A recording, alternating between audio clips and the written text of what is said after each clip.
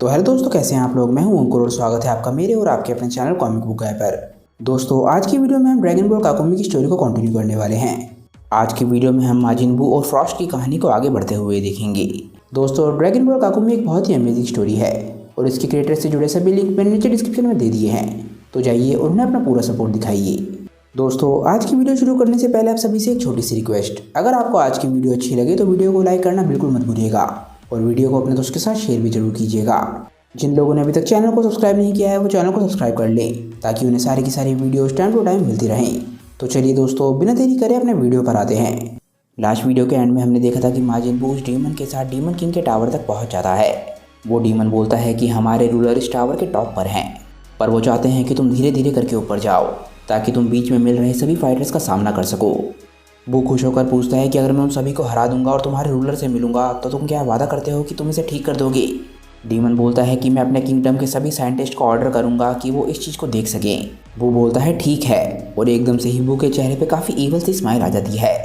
इसके बाद हम देखते हैं कि बू एक बहुत ही ताकतवर अटैक इस पूरे के पूरे टावर पे शूट कर देता है।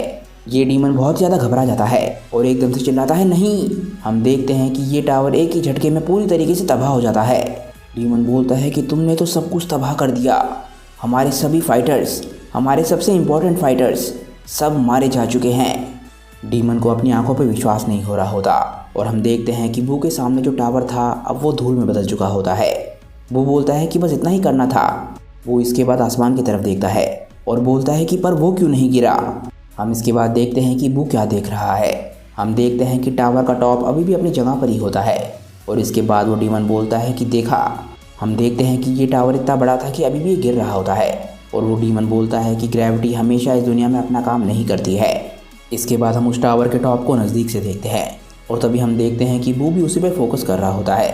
एकदम से ही बू अपनी बॉडी में से स्टीम को रिलीज़ करता है और एकदम से उड़ने लग जाता है ताकि वो टावर के टॉप तक पहुंच सके। एक ही पल में हम देखते हैं कि बू टावर के टॉप तक पहुंच जाता है और उसे बाहर से देखता है। इसके बाद वो टावर के अंदर जाता है। बू टावर के अंदर जाकर लैंड करता है और आसपास देखने लग जाता है। वो देखता है कि पूरा टावर खाली है। वो बोलता है कि यहाँ पर तो कोई भी इंटरेस्टिंग नहीं है। तभी एकदम से बू को एक आवाज़ आती है।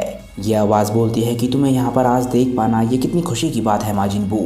हम देखते हैं कि ये प्रेजेंस काफ़ी ज़्यादा ईवल लग रही होती है। इसके बाद हम एक स्टाफ को देखते हैं जो कि एकदम से ही रोशनी में आया होता है। हम देखते हैं कि एक शख्स रोशनी की तरफ बढ़ रहा है। उसके चेहरे पे काफ़ी ईवल स्माइल है। वो बोलता है कि अच्छा तो ये तुम हो, यहाँ के रूलर। इसके बाद हम इस शख्स को सामने से देखते हैं। ये शख्स बोलता है कि मेरा नाम हिगिटस है और हाँ, मैं इस जगह का महान रूलर हूँ और तुम मुझे डीमन सुप्रीम काय भी कह सकते हो। बू जैसे ही शख्स को देखता है वो एकदम से चौंक जाता है। बू एकदम से शख्स की तरफ इशारा करता है और बोलता है कि पर मैं तुम्हें जानता हूँ। हम देखते हैं कि डीमन सुप्रीम काय बू के सामने कितना छोटा सा लग रहा होता है। बू इसके बाद थोड़ा सा दिमाग पे जोर लगाता है और बोलता है कि मैं जानता हूँ, तुम तो बीबीडी के साथ थे, मुझे ऐसा लगता है, पर पता नहीं। डीमन सुप्रीम काय बोलता है कि काफ़ी इम्प्रेसिव बात है, तुम सही हो। मेरे काफ़ी लंबे समय पहले विज़र्ड बीबीडी के साथ थोड़े से कनेक्शंस थे, कई मिलियन साल पहले। एकदम से ही बू को ये बात सुन के बहुत ज़्यादा गुस्सा आ जाता है। वो बोलता है तो तुम उसके दोस्त थे। डीमन सुप्रीम काय बोलता है बिल्कुल भी नहीं। बीबीडी एक सेल्फिश विज़र्ड था जो कि दुनिया पे कब्जा पाना चाहता था। उसे किसी तरीके से पता चल गया कि यूनिवर्स की गहराई में कोई अजीब सी सिंगुलैरिटी का जन्म हो रहा है जो कि बुराई का जीता जागता रूप है और वो धीरे धीरे करके शेप ले रहा है। पर ऐसा लगता है कि उस समय तुम सिर्फ एक कॉन्सेप्ट ही थे जो कि अपने आसपास की बुरी एनर्जी को एब्जॉर्ब कर रहा था। हम इसके बाद बीबीडी को देखते हैं।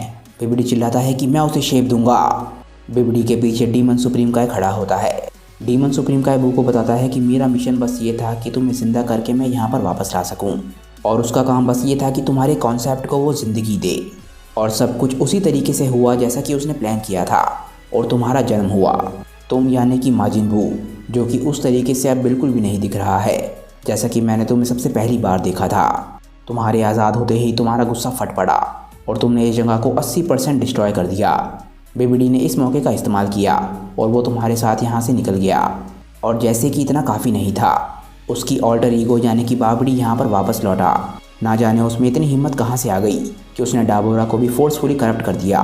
तो मेरा विश्वास करो, वो कुछ भी था पर वो मेरा दोस्त नहीं था। ये बोलते वक्त हिगिटस की आंखें बंद होती हैं और इसके बाद वो अपनी आंखें खोलता है। वो बोलता है बस इतना ही। जैसे ही हिगिटस अपनी आंखें खोलता है वो देखता है कि बू बैठ के पॉपकॉर्न खा रहा है और वो ये देख के बिल्कुल हैरान रह जाता है।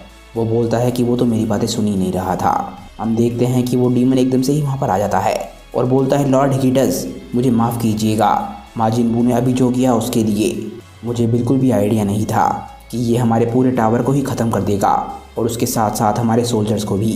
हम देखते हैं कि डीमन हिगिटस के सामने झुका हुआ होता है। हिगिटस इसके बाद माजिन बू की तरफ देखता है और बोलता है, माजिन बू। वो हैरानी से मुड़कर हिगिटस की तरफ देखता है। हिगिटस बोलता है कि मैं तुमसे ये कहना चाहता हूँ कि अब तुम यहाँ पर आ गए हो और हमारे सामने एक वॉर आने वाली है। मैं चाहता हूँ कि तुम हमारे मेन आदमी बनो, हमारे अल्टीमेट वेपन। तुम इस बारे में क्या कहते हो? हम देखते हैं कि एकदम से ही वो खड़ा होता है और इसके बाद वो उस मशीन को फिर से बाहर निकालता है। वो बोलता है कि मैं चाहता हूँ कि तुम इस चीज़ को ठीक कर दो। ट्रिगू जो भी है इसने कहा था कि तुम इसे ठीक करने में मदद करोगे। ट्रिगुना बताता है कि ये वो मशीन है जिसकी वजह से वो यहाँ पर आ पाया है। ऐसा लगता है कि इसमें कोई रैंडम डेस्टिनेशन सिलेक्ट हो गई और इसका यहाँ पर आना पूरे तरीके से एक चांस की बात है। हिगिटस ये बात सुन के काफ़ी हैरान होता है और बोलता है कि वाह, लगता है हमारी किस्मत अच्छी है। वो एकदम से गुस्से में चिल्लाता है और बोलता है कि मैं सेटन से बात करना चाहता हूँ। हिगिटस बोलता है कि अगर हमारे साइंटिस्ट तुम्हारे टेलीपोर्टर को फिक्स कर देते हैं तो क्या तुम मेरे प्रपोजल के बारे में सोचोगे? वो थोड़ा सा सोचता है और बोलता है कि अगर मैं सेटन को फिर से मिल पाया तो मैं सोचूंगा। हिगिटस बोलता है कि बहुत बढ़िया। इसके बाद हम देखते हैं कि हिगिटस बू के हाथों से उस मशीन को लेता है और बोलता है, ट्रिगुना इस मशीन को लेके साइंटिफिक एरिया में जाओ। ट्रिगुना बोलता है, ज़रूर। हिगिटस इसके बाद बोलता है, माजिन बू तुम्हें पता है मैं एक समय पे मदर ऑफ एंजल्स को जानता था, यानी कि जो लोग सबसे ऊपर बैठे हैं, और मैं इस बात में 100% श्योर हूँ कि वो हमारी मदद करना चाहेगी और बाकी सभी डीमन रेल्म्स की जो कि दूसरे यूनिवर्स में हैं। इसीलिए मैं सिर्फ एक मजबूत डिफेंस बनाना चाहता हूँ, वो भी सिर्फ ज़रूरत पड़ने के हिसाब से। हिगिटस बोलता है कि वो सब छोड़ो, पर एक बात पता है, तुम अपनी पुरानी डिस्गाइज में ज़्यादा खतरनाक लगते थे, पर मुझे लगता है कि मुझे तुम्हारी एक एबिलिटी के बारे में पता है और मुझे पता है कि उसका इस्तेमाल करके तुम्हें ज़्यादा ताकतवर बनाया जा सकता है। वो थोड़ा सोचता है पर उसे समझ नहीं आता और एकदम से हिगिटस हंसकर बोलता है, मुझे लगता है कि तुम्हें उस एबिलिटी के बारे में पहले से ही पता होगा, एब्जॉर्प्शन की टेक्निक। तभी सीन चेंज होता है और हम लोग यूनिवर्स 6 के प्लैनेट फ्रॉस्ट 586 पर आते हैं। हम देखते हैं कि फ्रॉस्ट जिस बिल्डिंग के अंदर था वहाँ से वो छुपकर बाहर निकल रहा होता है। फ्रॉस्ट बाहर निकलकर आसपास देखने लग जाता है। तभी उसका ध्यान एक शख्स पे पड़ता है जो कि उसकी तरफ बढ़ रहा है। फ्रॉस्ट बोलता है कि लगता है ये यहाँ से गुजर रहा है, मैं ऐसा दिखाऊंगा कि मुझे कुछ पता ही नहीं। एकदम से ही फ्रॉस्ट ये शख्स को नज़दीक से देखता है और ये शख्स बिल्कुल हिट की तरह लग रहा होता है। वो उसे देख के चौंक जाता है पर एकदम से समझ जाता है कि ये हिट नहीं है। वो बोलता है कि ये तो बिल्कुल उसी की तरह लग रहा है। हम देखते हैं कि फ्रॉस्ट और वो शख्स एक दूसरे के आसपास से निकल जाते हैं और एक दूसरे से दूर जाने लग जाते हैं। और इसके बाद हम एक डेजर्ट एरिया को देखते हैं। वहीं पर कहीं हमें हिट बैठा हुआ दिखता है। हम देखते हैं कि हिट बैठकर कुछ सोच रहा है। कोई लड़की अचानक से ही हिट के नज़दीक पहुंच जाती है और बोलती है, तो वो यहाँ पर है। हिट सोचता हुआ बोलता है कि हाँ, ये लड़की भी हिट की रेस की ही लग रही होती है और बोलती है कि क्या तुम्हें इस बात पे पूरा विश्वास है कि ये शख्स कुछ भी करने के लायक है? हिट बोलता है कि कोई भी कभी भी पूरी श्योरिटी से तो कुछ भी नहीं बोल सकता, पर हाँ, मुझे इस बात पे काफ़ी विश्वास है।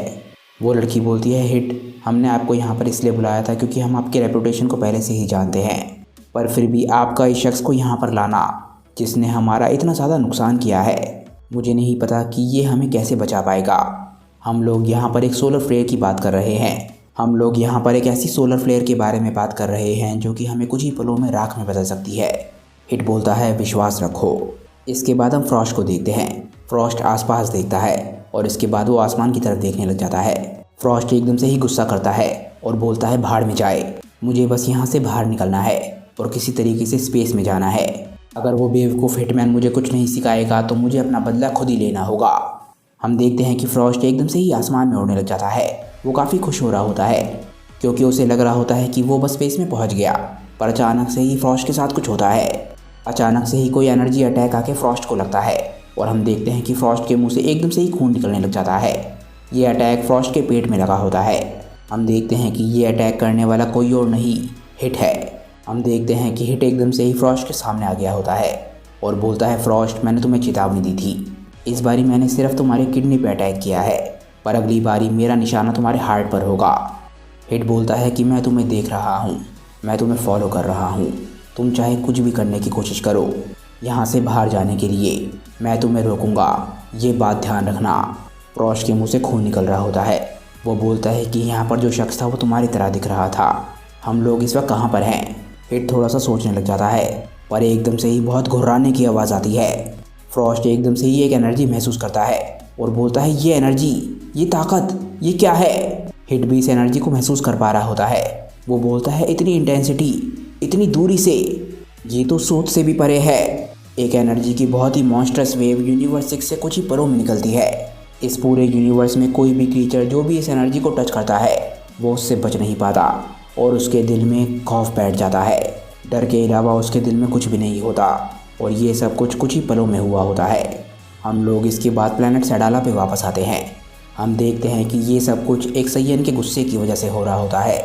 इस सैयन की गुर्राहट कानों को बहरा कर देने वाली है और ये गुर्राहट हर लाइफ फॉर्म तक पहुंच रही होती है जो कि इस यूनिवर्स में होता है, चाहे वो प्लैनेट सैडाला से कई लाइट ईयर्स की दूरी पर ही क्यों ना हो। पर डोला चिराए को मारने के बाद भी हम देखते हैं कि हंस रहा होता है और उसे ब्रोली की एनर्जी से भी कोई फ़र्क नहीं पड़ रहा होता। आखिर हिट का फ्रॉस्ट के लिए क्या प्लान है और क्या वो सच में साइड बदल लेगा? और आखिर ब्रोली के गुस्से में आने के बाद प्लैनेट सैडाला का क्या होगा, ये हम जानेंगे नेक्स्ट चैप्टर में, जो कि दोस्तों अगले महीने रिलीज़ होगा। अगर आपने वीडियो को यहाँ तक देख लिया है तो नीचे कमेंट कीजिए लेजेंड ब्रोली। और अगर दोस्तों आज की वीडियो आप लोगों को अच्छी लगी हो तो वीडियो को लाइक करना बिल्कुल मत भूलिएगा और वीडियो को अपने दोस्तों के साथ शेयर भी जरूर कीजिएगा। जिन लोगों ने अभी तक चैनल को सब्सक्राइब नहीं किया है वो चैनल को सब्सक्राइब कर लें ताकि उन्हें सारी की सारी वीडियोस टाइम टू टाइम मिलती रहें। तो चलिए दोस्तों, आज की वीडियो के लिए बस इतना ही। मैं मिलता हूँ आप लोगों को अपनी नेक्स्ट वीडियो के साथ। तब तक के लिए बाय दोस्तों और थैंक्स फॉर वॉचिंग।